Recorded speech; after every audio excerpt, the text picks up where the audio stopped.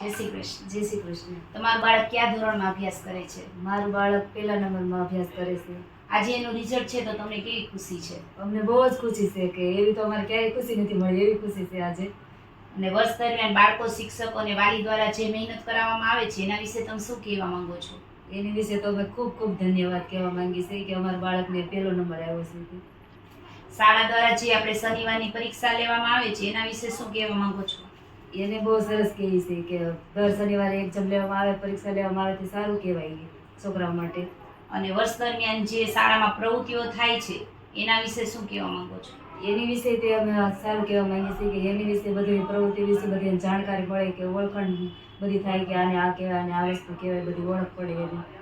અને બીજા વાલીને તમે શું સંદેશો આપવા માંગશો? બીજા વાલીને અમે એવું જ કહેવા માંગીએ છીએ કે મારા બાળકને પહેલો નંબર આવ્યો હોય, બધા વિદ્યાર્થીઓને પહેલા નંબર આવે, કોઈને વિદ્યાર્થી બધા આગળ જાય તો બધા મા બાપ ખુશીમાં જ હોય.